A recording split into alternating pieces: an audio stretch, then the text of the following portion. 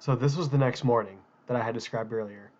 So the gang and I and Ethan began to walk to where we had left the flags from that yesterday evening.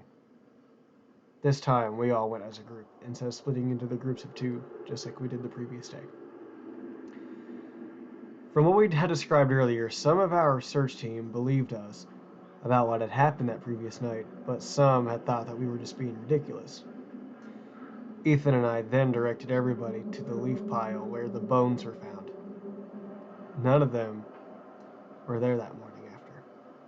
I was in shock. I was also frustrated too.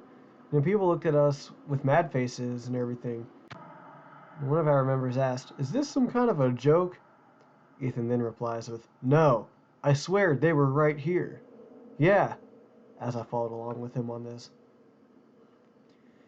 We only continued to walk, even further past where we had stopped that night. I didn't think of anything to happen because it was only in the daytime when we were out there the next day.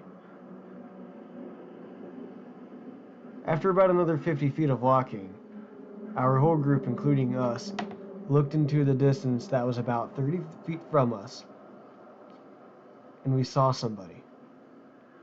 An average dressed looking person stood there and made no eye contact with us, even looked away from us. Our group leader yells, "Can we help you?" He came toward us and said, "Hey, I'm John." He seemed really scared.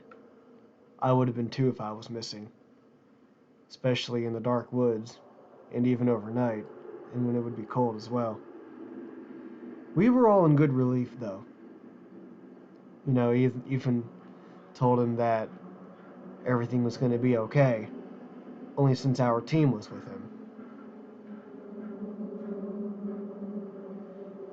So then we began to walk back to the parking lot, so then we can be able to take John home to his family. We only walked and made it about to a certain point until some disturbances happened. John seemed really quiet on the way there, though. But then we began to hear noises. Noises that just aren't ordinary. But then we all froze, and we stopped walking. We began to recognize that screeching noise that Ethan and I had heard that previous night. My mind immediately went back on it. I knew that the situation wasn't going to be good. I knew that this was going to involve that creature that we had encountered. We all decided to walk faster, just to get the crap out of here. My mind was still in panic mode. John still was quiet. Ethan was with me on that.